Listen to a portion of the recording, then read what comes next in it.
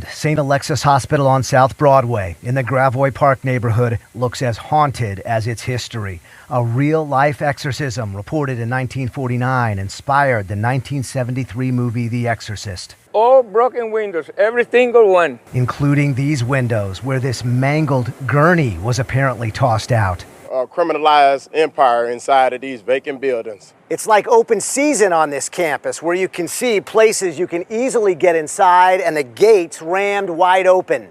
You can see inside some patient rooms where the walls have been gutted for copper. Nearby resident DeAndre Blaylock. I've noticed 20 different entry points onto the building after I was calling and having it boarded up. An empty guard shack that once protected, now a silent witness to mayhem. Check out the ambulance entrance. It looks like a dumpster. Felix Vargas often sees the people destroying the place. Almost every time I come by. Surveillance videos over the years show it all, from people crawling in to ramming through, coming and going at all hours. What they may have access to is even more unsettling. Police responded Friday to reports of intruders. No arrests were made. The property owners responded to Fox 2, quote, "With very limited financial resources, the hospital landowners did the best that we could to secure the building in cooperation with the city, such as installing the fence last year." The group added they're trying to close on one of two recent purchase contracts and add they will repair the fence and increase security. The former St. Alexius Hospital in South St. Louis filed for bankruptcy in 2020. It is on South Broadway in Dutchtown neighborhood. The Post-Dispatch reports the new owners have not given a date for the closure.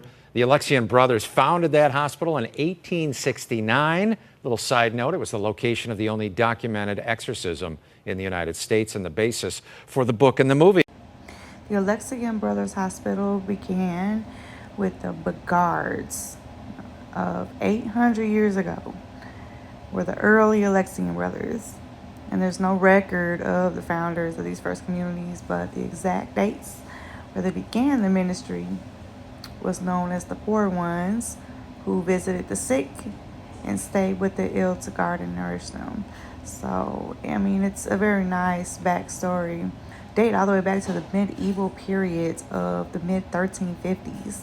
So this is crazy. I didn't even know that it went back that far. Further research, I found that the brothers served in the French Revolution, and apparently by the mid-1800s, only a few of the brothers remained, and their property had been seized, and the main source of income as funeral directors had been privatized and contracted out to other sources, and this left care of the mentally ill as their primary source of income. The Alexian Brothers Institutions for the Insane contributed to great advancements in the medical psychiatric research in Germany, following rules in the Brothers' Constitution of 1870 for the care of the insane, illustrated the ideas of the religious civility at the time when understanding mental illness was in its infancy and subjects often treated inhumanely. It was stated that every brother should make it a constant rule to treat the insane with kindness and love, for the more gentle he shows himself, the greater his merit will be before God. It was never allowed to lay violent hands on an insane person.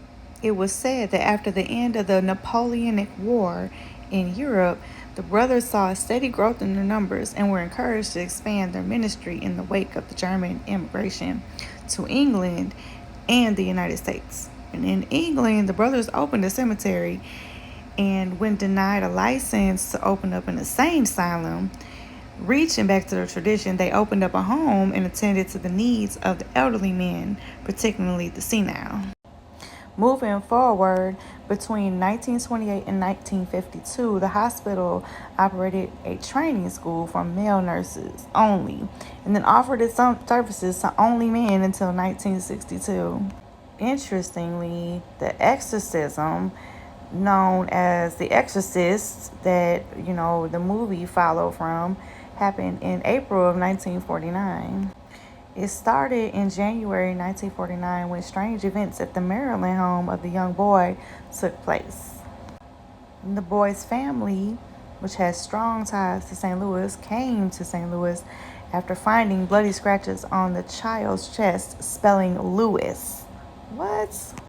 The exorcism began in this hospital, this very hospital that you're looking at now, and it was demolished in 1978, the wing that it happened on. But yeah, the guy that was possessed, apparently, he went on to get married and have children and a career, and is now in his 70s.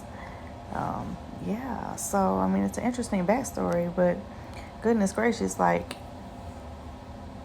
I mean, you gotta imagine whatever came out of that boy seemed to have truly haunted this place, because it looks like it's trash now.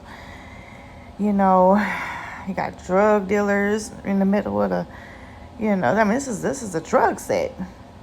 It's crazy. We're trying to flag us down while we were going to look at it. I'm like, yeah, no, we're getting out of here.